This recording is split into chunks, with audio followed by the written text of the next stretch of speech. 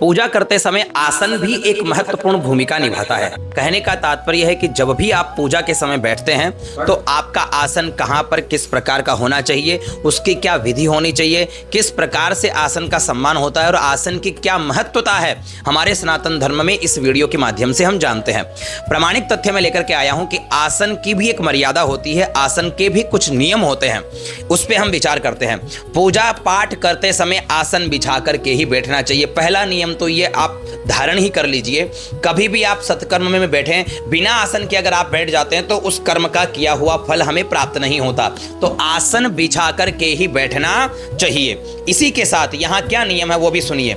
बांस के आसन से दरिद्रता आती है, तो बांस के आसन का उपयोग हमें नहीं लेना चाहिए। पत्थर पर बैठकर पाप लगता है, कई लोग पत्थर पर बैठ करके जब पूजा पाठ करते हैं, नहीं करना चाहिए। पृथ्वी पर बैठने से दुख होता है, लकड़ी पर बैठने से दुर्भाग्य हमारे जीवन में आता है। लकड़ी पर बैठकर या पत्थर पर बैठकर भी आसन बिछाने से दोष नहीं होता। अगर आप इन जगह पर बैठना आपका होता है तो अगर आप आसन बिछा लेते हैं तो आपको कोई दोष नहीं है। सीधे आप बैठ गए पृथ्वी पर या लकड़ी पर या पत्थर पर तो उसका दोष आपको अवश्य लगेगा। तृणासन पर बैठने से पशुओं की हानि होती है। पत्र पत्तों की आसन पर बैठने से चित्त में भ्रम उत्पन्न होता है।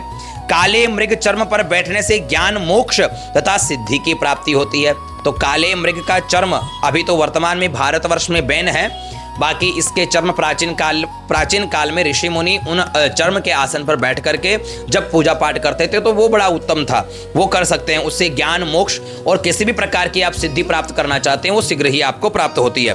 किंतु धर्मशास्त्रों में मृग चर्मासन पर गृहस्थ को बैठना निषेध है। गृहस्थ को नहीं बैठना चाहिए इसके ऊपर। जो सन्यासी हो और जो उच्च कोटि के संत हो, जो एक मार्ग पर प्रशस्त हो चुके हैं, उनके लिए वह उत्तम है। धन धर्म शांति के लिए उर्णासन कमलासन श्रेष्ठ होता है। हमारे लिए सर्वोत्कृष्ट आसन है कि आप कुशा का अथवा कंबल का आसन आप लोग रखें। जैसे इस प्रकार देखिए, लाल या पीले कलर का आसन जो होता है वो बहुत ही उत्तम होता है। ठीक है, ये कंबल का आसन है और लाल या पीले कलर का आसन हो तो बहुत उत्तम है। और उसमें भी पीला जो कलर होता है वो बड़ा ही उत्तम माना जाता है।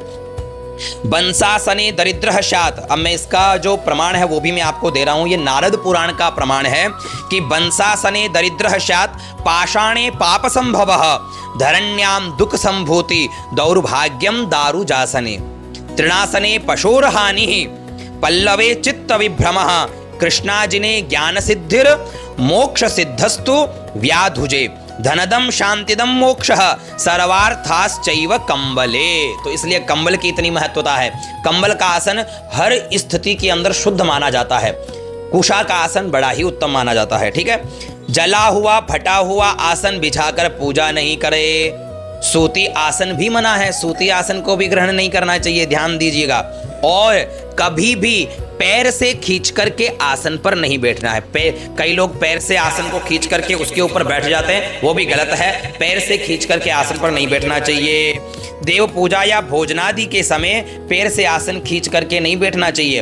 वर्जयेद आसनम चैव पदार नाकर्षयेद बुधः न पदासन माकर्षेत। ये गौतम धर्म सूत्र का प्रमाण है, स्कंद का प्रमाण है, पद्म पुराण का प्रमाण है। पूजा काल में आसन पद्मासन, स्वस्ति कासन, सुखासन, वज्रासन तथा वीरासन पर बैठकर सूर्य को अर्घ्य दिया जा सकता है।